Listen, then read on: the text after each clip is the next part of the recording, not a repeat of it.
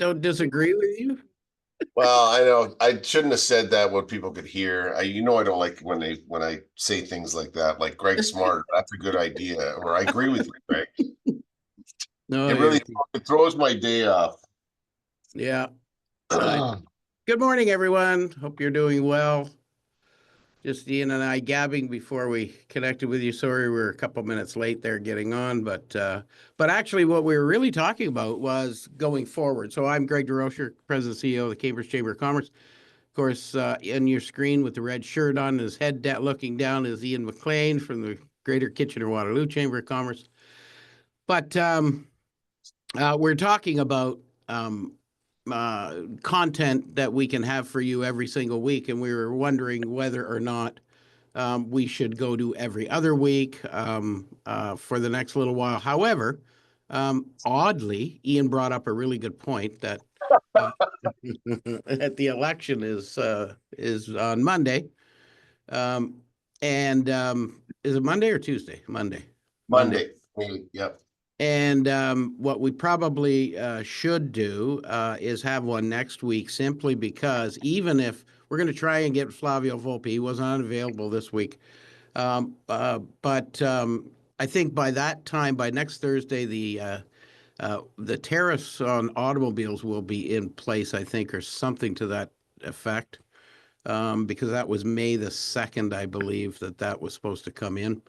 And then, but I think what Ian mentioned earlier was what's really going to be important is who is the cabinet of the new government, whoever that might be, who's going to be, um, uh, negotiating with the administration in the United States or whatever that might be. And I think it might be worth getting together and having a discussion on the values and virtues of our elected members and where they should go. But I think that's what we kind of wanted to have a discussion about today was, um, I don't want you to come on and say, oh, we need to vote for this person or that person. That from my perspective, I think, or our perspective is it's going to be what it's going to be. What we all need to concentrate on, because what we're concerned about is, regardless of who the leadership is, there are things that we need that government to focus on with respects to businesses' needs.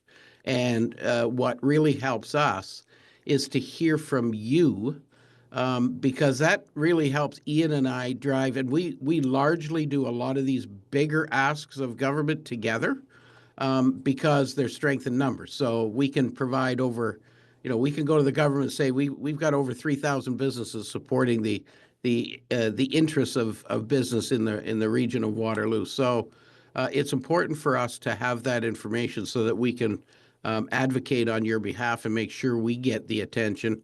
Well, we know we get the attention of the federal government, but we need to make sure that you get the attention you deserve as businesses operating in the region. So, Ian, I don't know whether you have any further Yeah, comment. no, I mean, I do think there will be some things that will be useful for groups like this. It's almost like a focus group for us, and Greg's right. I mean, there'll be an elected whoever it is on Monday. Then you'll be into the immediate who's going to be in cabinet, and a number of those things. But it's all important, I think, as Greg said. New cabinet will be. They have to present a budget this spring. So there's going to be a budget, and the important part for us is what are the measures to support businesses, individuals, and companies through the tariffs? Because I don't believe that they're disappearing entirely in the short term. So we're gonna have a period of time. So getting information from folks that are on the call, but partly for us is what are you hearing, but what are your clients or the people you're working with or your colleagues hearing or telling you how they're being impacted by either the threat of tariffs or the tariffs themselves. And we've talked about this before, Greg, as an example. More people I talk to is one of the big parts for them, doesn't matter what sector they're in, is if they are being charged tariffs, and it has to come out of their pocket. at least initially, before they may get remission or other things. Cash flow is going to be a huge problem Mm. for many businesses, whether you're in retail, whether you're in manufacturing, whether you're in the supply chain. So what are the things that we should be taking to our elected officials locally, but right into the Prime Minister's office and the Premier's office for that matter here in Ontario, about what are the types of measures to support folks through this? So that's I think the value in the next number of weeks is to kind of gather some of those thoughts that we can put into a a usable form, to get that message into Ottawa and to Queen's Park. Yeah. It was interesting. I think some of it really is some clarity around even the application of the existing tariffs that are in place and how you deal with them. One of our folks that tune in, he's not in this morning, I don't see. But his problem was there's products coming into the country via another country, but originate in China or wherever it happens to be. And so there's some confusion around how do you decipher a product coming from, in this particular circumstance, I think it was, it originates in China and arrives on skids in Holland, then is split apart with 60% of the content removed. And now it gets into how do you measure, or where is the formula for all of this? And really this kind of goes against the sensibility of tariffs in the first place. If there's got to be a computation that you as a business need to have to be able to decipher the place of origin of each individual component on whatever you're importing or bringing in or selling abroad, if you've got to break all of that down, that's many companies are going to require a team of people to be able to do that, because these, if you take, for example, let's take an automobile. You can broadly say there's 50% from this country, there's 20% from this country, and 30% from this country. The problem is it's not exactly like that. And in order for the government to accurately assess the tariff level, you're literally going to have to break it apart. And there may be, in fact, in an automobile, it might not be as easy as saying 50% American and 30% Canadian and 20% other. That's really when you look at a Honda vehicle, for example, that's built in Alliston, 50% of the parts that of the Hondas from Alliston that are sold in Canada, 50% of those parts have a Canadian origin. 30% of those parts have an American origin, or Mexican origin, whatever it happens to be. And then there's 20% of it that's other. And other may mean China, it may mean Thailand, it may mean Vietnam, who knows where it's from. The reality of it is tariffs make this a real administrative nightmare for businesses who are already trying to struggle around tariffs themselves. And I think the government's either got to, they got to focus on making this simpler for business, but also I think it's really the feather to stand up and say, look, why are we inhibiting all of our economies to grow by having ridiculous administrative issues around something as stupid as this, finding out if the washer on a particular part made in Holland was actually made in China. And so you've got to break out the cost of that washer to declare it as Chinese product as opposed to from Holland. So I think this is where a lot of the companies, especially those companies that are bringing in maybe bigger items that are fully assembled items, and they're bringing them into the Canadian market to sell. But their parts may come from, 5 or 10 or 20 different countries. How is that business supposed to be able to break that down to figure out what really the accurate tariff limit is? So I think and I'm working on trying to get an answer for this individual because their question is, you know, provide some guidance where to go to know tariff category and tariff percentages for everybody. Well, Donald Trump changes the tariffs every single day, so like it changes every day. How do you determine all of this? And I think we heard that from, I'm not sure if it wasn't Tim Southern's colleague from BDO about the tariff classification or the product classification codes and how much that changed, and that now virtually every product has to be listed. Many of them are not.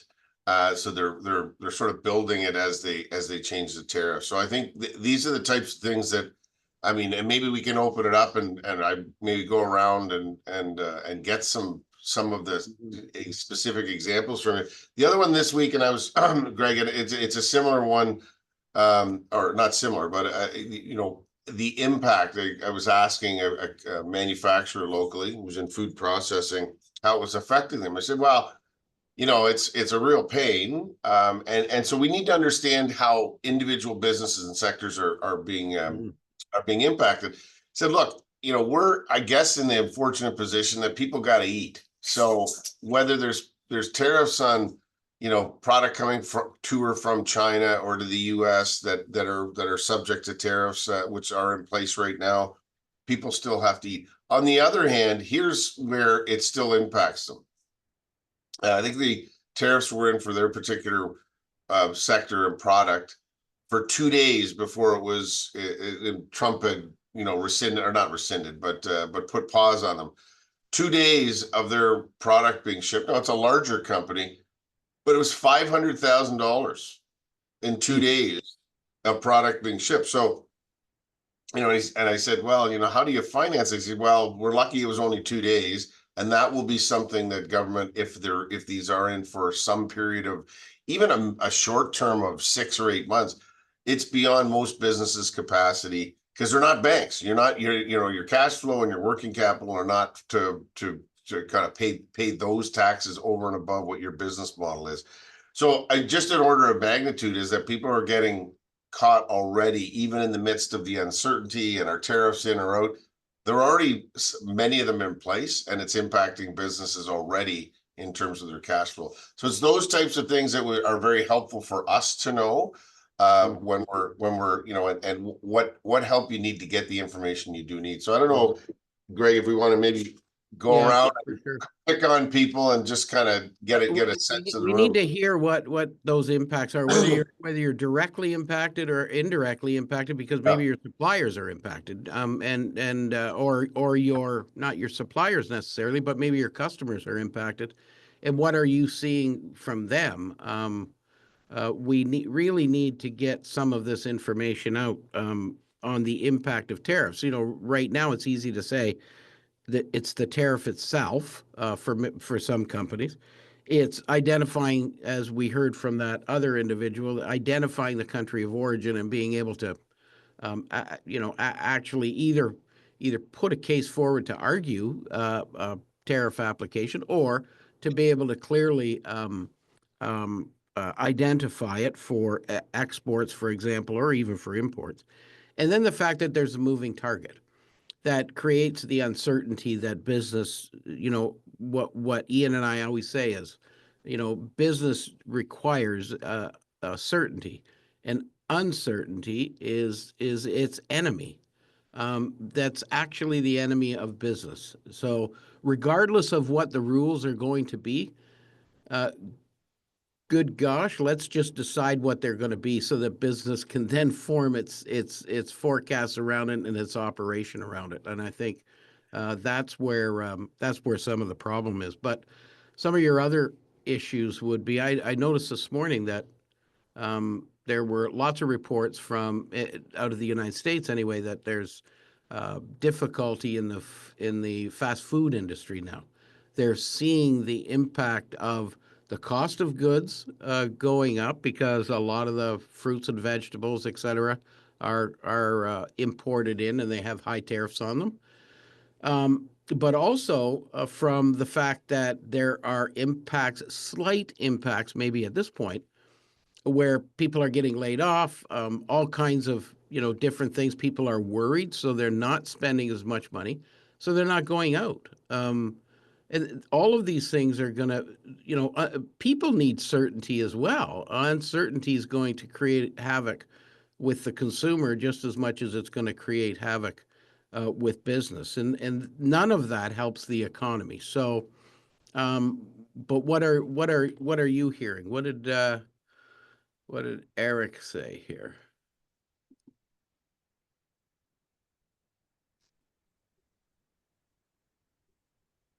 I think you hit the nail on the head, Greg. I mean, what I'm seeing and hearing more than impact of tariffs is the uncertainty of it, that it's just paused any decision making. So I'm really hopeful that getting some indication, regardless of which way, next week on our own leadership as a country will be a positive step forward to see where the dust settles. Because I think you're right. If we know what the landscape looks like moving forward, business can plan for it and start making decisions and being strategic from there. But the changing of the tune as the wind blows between the morning's tweet and the afternoon's follow-up is just like, it's paralyzing on the decision-making process. Yeah, because you as a business owner, you can't make a decision because Right. you don't know what impact your decision is gonna be when you all of a sudden have to execute on that decision because things may have changed. Yeah. Love to hear from CGT. Just unmute and jump in. Sure, no problem. Thanks for having me. So CGT is a medium size, I call it, manufacturer here in Cambridge. We produce vinyl products. So we have customers in both automotive and non-automotive, automotive being our largest portion of our business, probably 70 to 75% of our business. So that part is actually very questionable, as everybody's mentioned, the unknown and the deciphering of how it's going to impact us from what we ship to Mexico first and then to the States, to the OEM, is still up in the air as to how that's going to impact us. But looking at our raw materials that we purchase from around the globe, just here in Cambridge, and we have a plant in Texas, in China, and in France. So just here in Cambridge, if 25% is to be applied as a tariff on, say, any raw material we purchase, whether from China, the US, or Europe, of all the materials we purchase, it will be an impact, we estimate, on an annual spend basis of $15 million. Wow. So if that happens, pretty impactful. Texas would be in a way worse position because a lot of the raw materials we purchase do come from China. So we do have some flexibility to move some of our production around a little bit, but not a lot. North America is North America. China's for China. We don't have an automotive production facility in France. So the one thing that has happened is our industrial customers all purchased well in advance of their forecast. So February and March were record months for us, which is fantastic. Q1 was spectacular, but they've pulled ahead all their orders for pool liners and roofing and decking and construction products from all of April and all of May forward. So we're building inventory now, and we will soon catch up. And then it remains to be seen what the economic forecast will be and whether people still want to purchase pool liners to reline their pools or put new pools in, and that will all come down to an economic decision for people. Automotive is still up in the air. We have seen a softening, but not a slowdown. Yeah. Now, is that, I mean, in terms of the forecasting forward, right? So you've had record months. That's not something you're able to, I mean, this is another one of the No. reasons why the uncertainty is like, if you knew that the tariffs were going to remain at X amount, you could do some planning and figure out how to build it into your pricing structure. Yeah, and- exactly, potentially, right? But it's in We- that part of our business, a lot of it is spot buy. They do give us an idea of what they intend to purchase, but Yeah. even that is a bit of guesstimating every year, which is not not a great way to run a business. Businesses like to plan. And when the Yeah. plan starts to deviate, you create a new plan. One thing we are absolutely not doing is overreacting. Mhm. We have stopped Good advice. hiring. We have hiring freeze on just about everything unless it is absolutely essential to this business. So we're not Mhm. making major purchases. We've slowed down some of our capital projects. Some are moving forward, some that we have to do to improve the infrastructure. We're a very old business and an old building and some old equipment. So we're spending, millions of dollars for the future of CGT, which is a good message to our employees because they're very worried that they're going to have weeks of downtime and what's going to happen. And we don't have a crystal ball to know what's going to happen, especially in the automotive side. Again, that's the larger portion of our business. But it could very well be pretty impactful to us. I think what's really interesting, and you might be able to, I guess, give the case for it, but also to sort of shed some light on it. With the volume, the purchasing power of CGT, Mhm. with you're buying raw materials from China. Of course, your American affiliate's going to be great, have a greater impact on them than in Canada. But Mhm. and I'm quite sure, um, in your business, if you could find another source of those raw materials, you would Yes. probably do that. But it's what U.S. companies are even saying right now is it's impossible to do. There's no possible way you can Yeah. get around this because China's built an entire infrastructure to supply the world with these products that are, really, really, really cheap to make there. And you can't Well, make it's it and anywhere else. our materials that we need are very unique. We're a chemical processing plant. So we bring in very unique materials that can only be sometimes sourced from certain parts of the world. So we have Mhm. one particular raw material that's called antimony, and it is a fire retardant, and it has to go in a number of our products. Roofing is a major one, but automotive is obviously it has to go into automotive products as well. So even since COVID, that particular raw material, A, it can only be sourced in certain parts of the world, and B, as a result, the price of that per pound has skyrocketed from a couple bucks a pound to like 20 bucks a pound. Yeah. So that has killed us right on the bottom line. So getting this stuff is one problem, as you mentioned. It can only be sourced from certain parts of the world.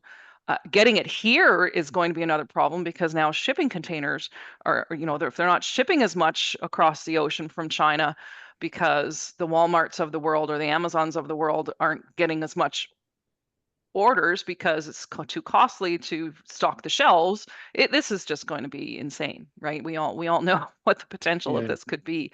So yeah, it's pretty impactful. But I've got I'll let a others speak if that's. I've got a 13-year-old pool. What you're telling me is I should have probably thought of replacing the liner last summer instead of now. Well, there should be lots out there, so you can Yeah. probably still get it.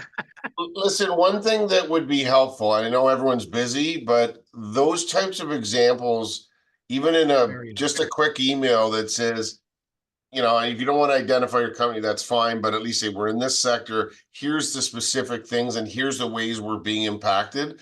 Like giving some of those examples, like, hey, companies that have an operations in the US, but they're in Canada, they're sourcing materials in different places. Mhm.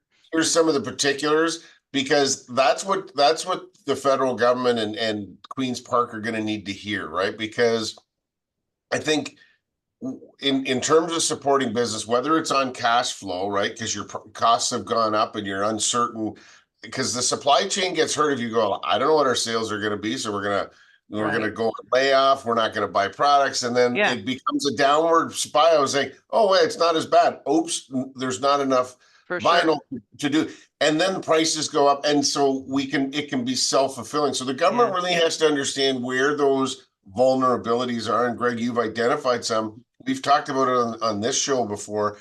Some stuff you just can't get anywhere else right now. It doesn't Yeah. mean that you can in the future, but right now is the problem. And we're talking in this 6 to 12 months, product substitution and sourcing from other countries is not something you can snap your finger and do. Well, and it's very difficult for us because our customers, we have a recipe of how we make the product, and it's Yeah. different for every customer, and we can't just change the formulation in Yeah. our head, even though Right. we may know or may think that there's an alternative. It has to be a whole approval process for what goes in a car or what goes on a roof or what goes in a Right. pool.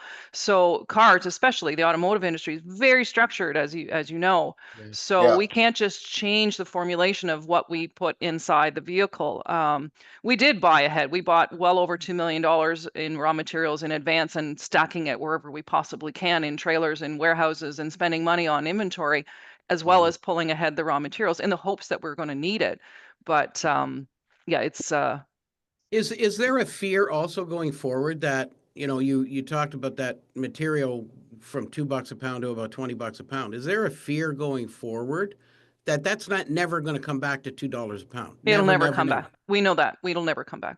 Yeah. Yeah. And that's the vicious cycle coming out. In any Yeah. event, just to close that off, not just for you at CGT, but anyone else listening, or if you're talking to your customers or others in your business circle and saying, I was on this thing, anybody that sends into either Greg or I, it would be tremendously helpful to get some, and we keep it confidential as we talk to political leaders, but saying, got this business in Cambridge or Kitchener or wherever, and say, this is what they do. Here's how they're impacted.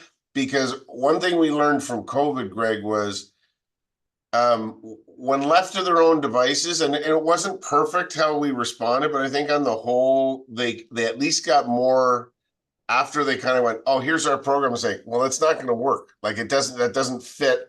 They did adapt to try and be more responsive to the actual needs of business. And that came from business organizations like ours being able to say, you didn't hit it. Like, great for you, good try, but like here's how you have to change that program. And a lot of that did come from, not just us, but the Ontario Chamber Network, the Canadian Chamber Network, and folks like Greg and I, when we would have meetings, are saying, here's some examples. So please do take 5 or 10 minutes, pop that into us, everyone that's listening, or your friends or colleagues in business, because it will be very helpful for us. I have to say that the Canadian Manufacturing Exporters Association has been Yeah. tremendously Yeah. supportive. I'm on a women in manufacturing group, and Vincent Caron, who's VP Yep. of the CME, he's on our calls regularly and wants to hear from us, wants to know, takes notes, takes it back to Queen's Park and Yeah.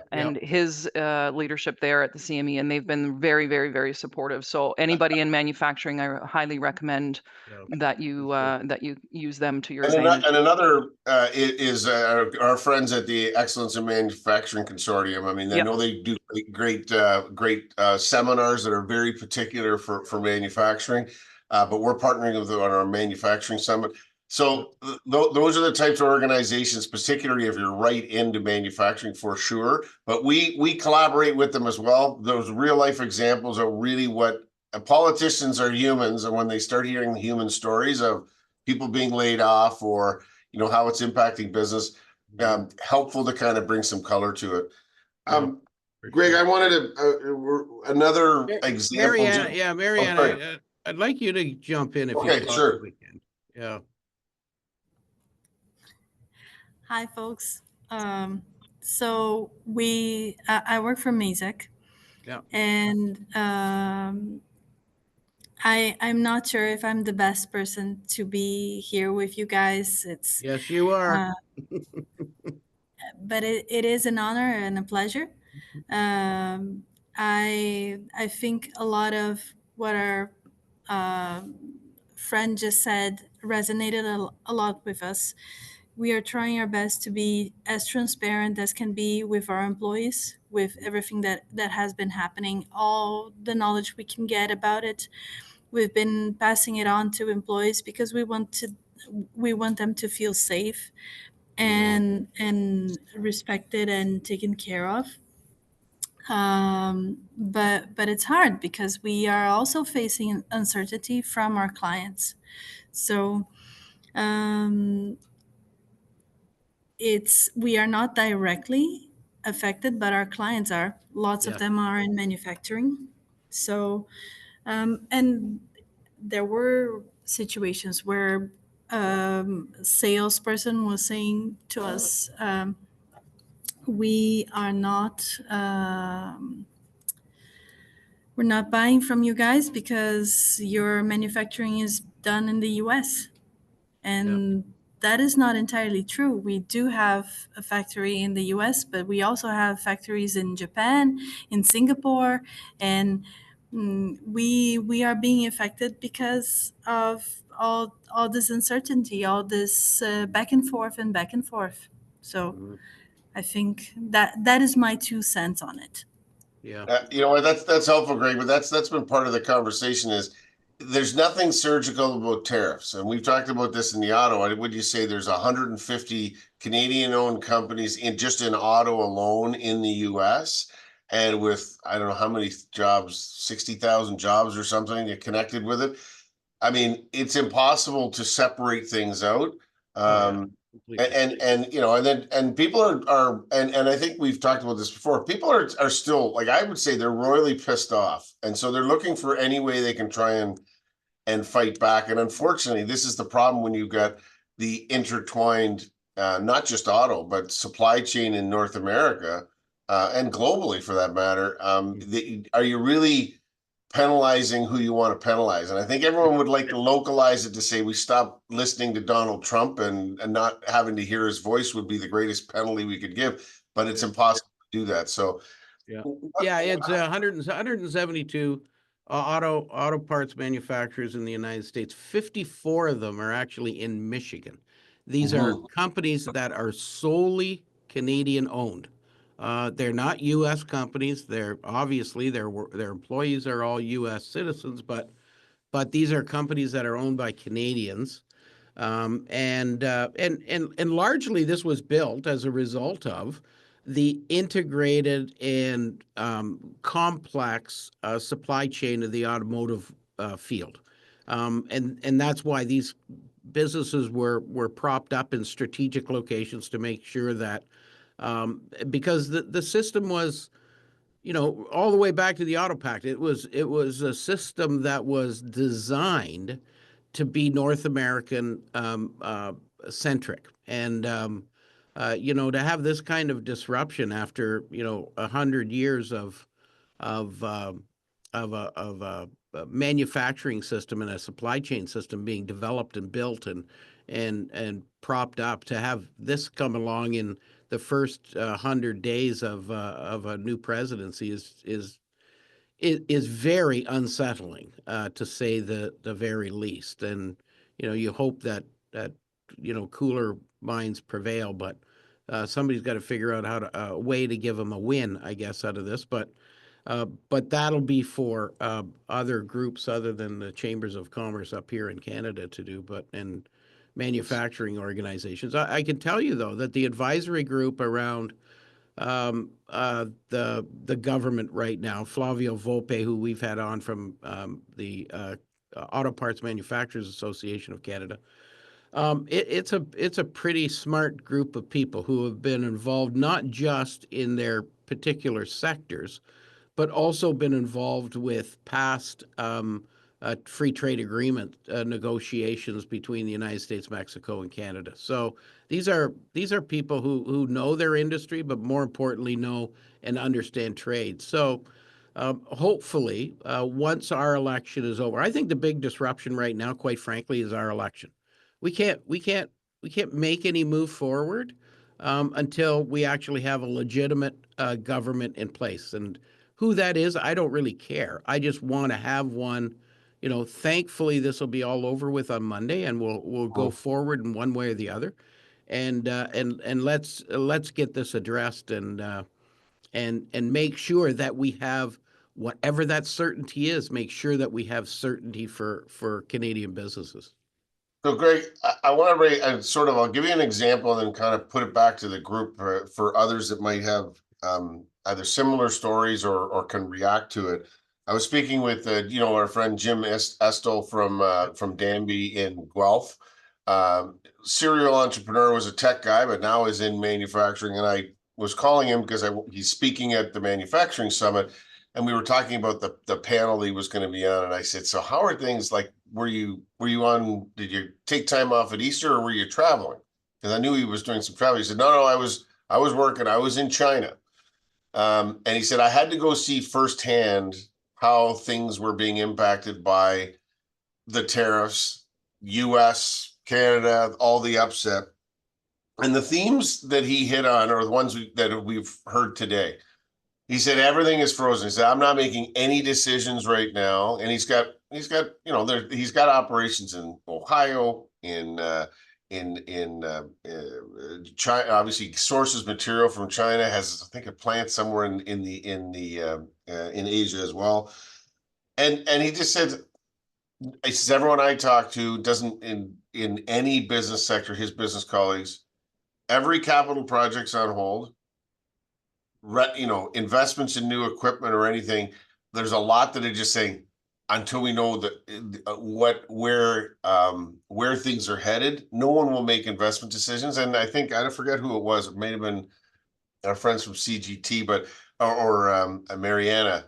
Hiring is really getting constricted. People are not hiring broadly; they're only the specific things they need.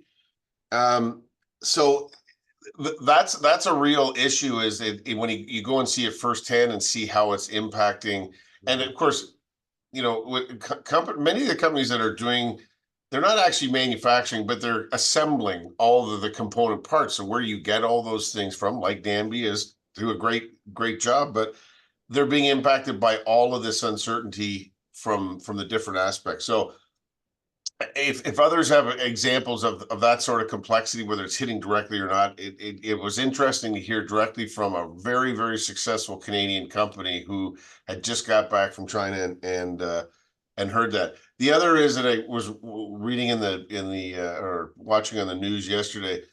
The fact is we've talked about this. This is, I think it was Walmart and Amazon, or a couple of the large Target, I think. No, Target. Maybe it was Target and Walmart trying to tell the president, here's what's going to happen. Like within 10 days, you're going to start to see emptying store shelves, because people won't be they will not be bringing in products, particularly from China, and it will have it will be visible and evident what tariffs are doing, and consumers are going to see that. So we're seeing this sort of supply chain part, which is the inputs into manufacturing or in various aspects of business. But it's coming where it's going to be more obvious that for particularly the American consumer, and as much as I hate to say that, the sooner the better that we start to see that, because it's more likely to get to whatever off ramp is going to happen is going to come as a result of the real world impact for consumers of what these tariffs are. In any event, I mean, the Danby example was really interesting. He just freshly got back from China and saying, it's impacting suppliers there, inputs, and the decision for business. And Greg, you hit it right off the top. The uncertainty is producing paralysis for all the longer term investments. This is going to be when the government's going to have to wrestle with how do you encourage business to keep investing in businesses, in new jobs and new products when they have zero certainty, because it's a very risky move right now. And that's kind of was the message that I heard yesterday. Yeah, and I think we all, I guess if you look back over the last 30 years or 20 years, probably Canadian businesses became complacent because we had this wonderful agreement with our friends south of the border, and everything was rosy. So why not send, 75 or 80% of everything we make to our friends south of the border because they're our friends and basically our family.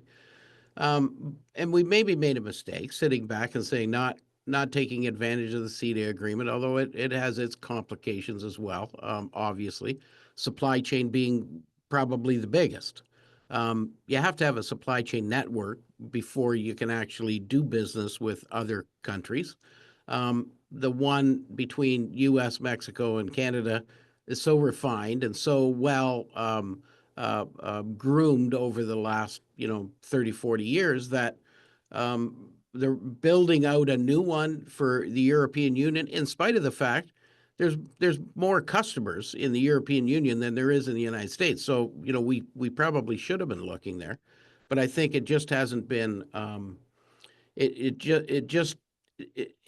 seemed to be too much work given the fact that all we had to do is load a truck and it would be in Indiana this afternoon and unloaded and the sale was made and the deal was done. I think it's unreasonable to assume that all businesses can pivot suddenly to say, oh, well, let's start doing business in the Pacific Rim and in Europe. But it can't happen that quickly. It probably needs to, but it takes time to build that network. Hopefully we'll start looking that way, but we really have to solve, I think, this problem between Canada and US as soon as we possibly can. As sad as I see that is, I'd prefer to do it with another administration down there, but this is serious business, and you can't worry about an unserious administration in there. You have to take this seriously and get the job done and move on. Okay, are there others that have some examples, either your own personal or someone you're working with or other clients that are very useful for us, as I say. If you're not comfortable going on opening up your mic, please do send it to Greg or I through that chamber chat. Oh, who's that? Sandy? Sandy. Go ahead. Hi there. Thank you so much for having this call. Perfect timing, obviously. So I'm a small fish compared to a lot in the room. I'm a solopreneur.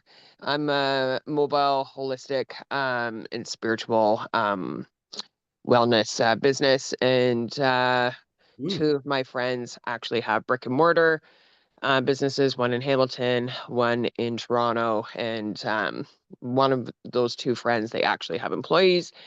And what we're finding is a lot of our products are like we can buy from China, but a lot of our products are from the States and they're very niche-y. And what we try to do to help each other out to keep our overhead down is, going on these purchases together and take turns. Because a lot of our minimum buys are $5,000, US, right? So it's just dealing with that conversion first, and then the tax on that, then the tariff, and then the duty, and then the tax. And just as a small fish, that's what we're having to deal with. And how do we keep this inventory in? And because it does sell very well, and just even sourcing that material here in Canada or somewhere else, it's very hard. So, and then what help is there for, as solopreneurs or stuff like that, right? So that is what sort of help we need from the government is like, or some sort of avenue or something like that. Yeah, so that's what we're dealing with. I think that comes back to, Greg, the cash flow problem is going to be finding new suppliers or sourcing alternatives. Not something that's going to happen overnight to get the product that you need. But this is and remember, Sandy, that's very helpful. Is the vast majority of businesses are quote small businesses. I don't know, Greg, about you, but by the time you're at 20 employees or less in our chamber membership of 1,600 plus or a bit more, it's like 75% of businesses. That's what the business community is. So these are helpful, yes, for everyone, for sure. Because larger companies have their supply chains, which are local as well. But these are good examples. They need to hear how these things are affecting small business. The actual statistical data is 98.6% of all businesses are defined as small businesses, which is under 100 employees. But what's interesting is 70% of those under 100 actually only have 10 or fewer employees. So the vast majority of businesses are probably 10 and under employees, and they do some remarkable things. There's all kinds of machine shops around that are tier 3 and tier 4 suppliers to the automotive market that make parts, that do things, and need materials and want to source them. And I'll give you an example. There's a brewery right here in our community who actually does print its own and make its own cans for its beer. And they do a decent enough volume to be able to do that, to have the equipment to do that. They have to buy their aluminum for their cans out of the United States. Why? Because the exact same aluminum, the aluminum they buy out of the United States actually comes from Canada in Quebec, but they can't buy it in the quantity that they can afford to do here from the company in Quebec. So the company in Quebec sends it down to the United States, and then the company in the U.S., they roll it into smaller rolls and then sell it off to these small brewers around the country, so that are making their own cans. Well, it's things like that that the federal government should come along and say, okay, where are these hiccups? Where are these problems? And go to that company in Quebec that manufactures the aluminum, that produces the aluminum, and say, how can we help you? Maybe it's an investment the government needs to make. How can we help you to buy the equipment or create the opportunity where you can sell smaller volumes so that Canadian companies that are buying your products out of the U.S. can now buy them domestically? And I think what we need to do when you talk, Sandy, about, where do you source this product and how expensive it is, and how do we help small business source those products? I think that's an initiative that the government could easily undertake, because they have all of the raw data. When I gave you the numbers on how many small businesses, that's all government data. So they have the data. They know exactly what we need. And I think the government needs to initiate programs where they can help small and medium-sized businesses find suppliers to the products that they need in this country. And where it's not there, but there is a company that does something similar, how they can invest or help that company broaden their scope to provide the materials and the products for domestic consumption. So I think Greg, there's a bigger issue than just trying to make connections overseas. I think internally is where we can have our bigger win. And I think that's really important. Is the role the government can play. I mean, we talk about some of the issues, which I wouldn't even say are medium term. They're still short term, but getting rid of interprovincial trade barriers, movement of labor, and credential certification across the country, all going to be really important. And the thing that you just identified, that's a perfect example of if we're going to make some investments to that buy Canadian or buy local, or trying to find alternative markets. Those are the types of things that would potentially be wise investments by the government to create more resiliency in the Canadian economy. I hadn't thought of that, because I always found it strange that they're tariffing aluminum, and all the cans seem to have. And it's interesting that there is some capacity here in Canada, but we have to we send the raw stuff down to the U.S. and then get actual empty cans shipped back up here to for be filled, which there's a craziness to that. So, and I think you're right. You bring in the interprovincial trade barriers. That's huge. What I think we were talking to somebody, and they were really saying, don't make interprovincial trade barriers are important to take down for sure. They're going to have an impact. Probably it's probably exaggerated the impact that everybody is claiming they're going to have, but that's fine.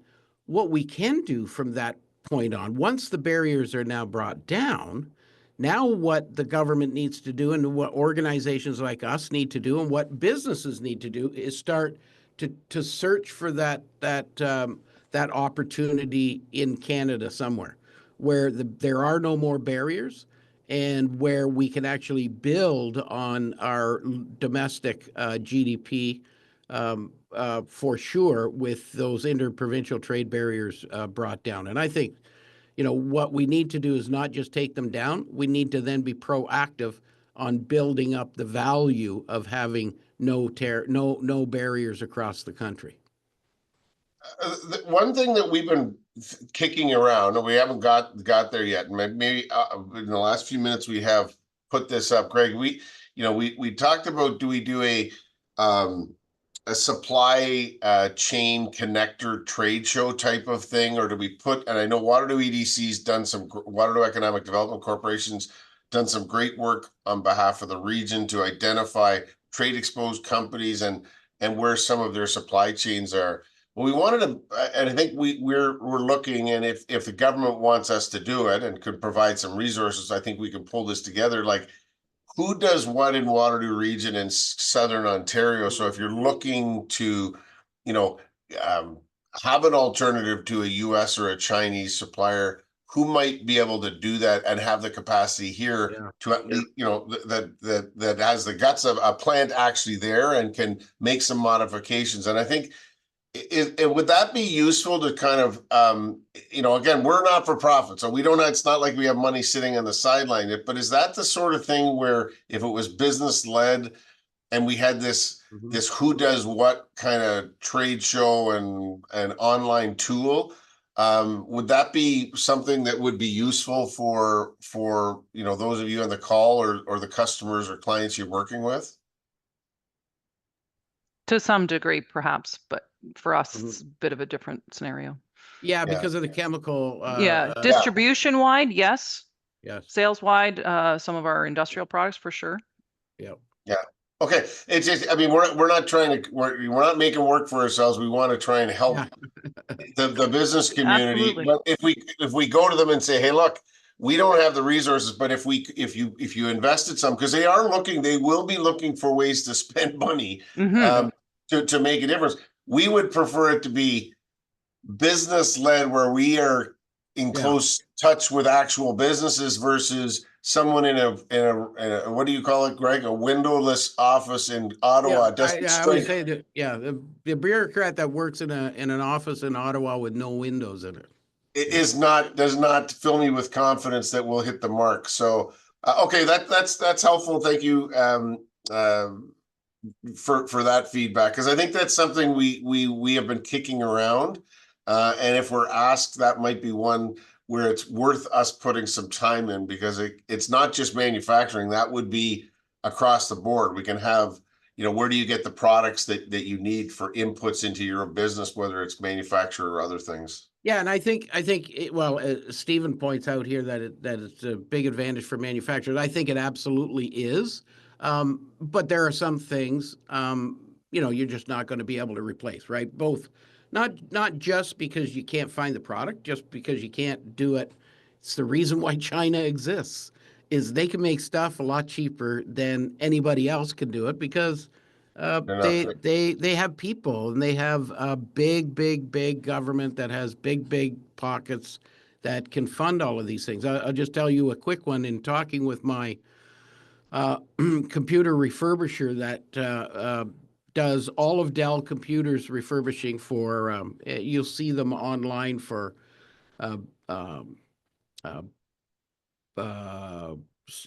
Best Buy, Staples. If you buy a refurbished computer, it was likely done right here in Cambridge, a Dell computer done right here in Cambridge. They do tons and tons of business. I was asking him about his business and the impact, and of course it's killing him, because every single computer, basically 90 to 100% of the computer, is built in China. So there's tariffs looming all over the place with them, even on used equipment, believe it or not. But I asked him about manufacturing on this side of the Pacific Ocean, and he says it's just completely impossible. It will never happen. The consumer, first of all, won't pay the price. You know, how are you going to tell the consumer that now that, you know, $900 laptop computer that they bought 2 years ago is now, you know, $3,500? They're just not going to accept that. The other thing is the supply chain isn't here. The supply chain for that type of manufacturing is all on that side of the Pacific Ocean. So getting it over here would be virtually impossible. Take decades to do that. The other thing is when he says that the advantage that they have in China is they mass produce things like nobody's seen. He said, you'll go into a factory over there, a computer manufacturing factory. They don't just make Dell computers. They might make Dell, Samsung. They might even do Apple computers in the exact same facility. They have the smallest of the plants have 20,000 employees on the floor at any given time working in these these are cities onto their own under one roof. These are massive entities that you could never, ever replicate over here. Well, I suppose you could, but there would be no purpose in it. And I said, is exactly from what we heard from CGT, it's just impossible to do that. They're always going to need to buy products from China or somewhere else, because that's where the expertise is in being able to develop it, deliver it, and execute it at the price point that the consumer is expecting at the end. So I think these programs are really, really good to do locally. I've been involved with a number of them on an international basis. I think they have immense value. We have seen it here in Cambridge. We had a program back in the 90s called Cambridge Can, where all the industrial companies in Cambridge had the opportunity to set up a booth and show off what they did. Well, it turned out that there was a company called Coinomatic in town who made laundry machines for laundromats, and there was a company behind them that was just a tool shop. Well, they met each other there at the show, and the guy from Coinomatic looked and saw the bushing that this company was making. They said, well, where do you sell that bushing to? And he says, well, we sell it to a wholesaler in Montreal. And the guy from Coinomatic said, we buy that bushing from a wholesaler in Montreal. And literally, their companies were like backyard of each other. They could have literally taken a box across every hour when they completed them, and so it can connect you to local suppliers like that. And those kinds of stories happen all the time, because when you're looking for a product or something that you need, it's hard to make that deep dive locally to find out who, because a lot of these small manufacturer tool shops of 10, 15, or 20 people, they don't have a big presence online where they say this is what we do and this is what we can do, not just what they already do, but what can they do to provide for local supply. So hopefully we can get something like that together. Okay, I think we're at time, Greg, but one more public service announcement. Please do send in, even if it's a short, even just some bullets that kind of refreshes the examples you've given, or share with your business circle or your supply chain within business. Very useful to have some specific examples for us as we get through the election and get to budget and on an ongoing basis to how to support business in this hopefully shorter term to get through the immediate crisis of this terrorist situation. Thanks very much, everyone. Have a great week. Bye, all. Have a good week.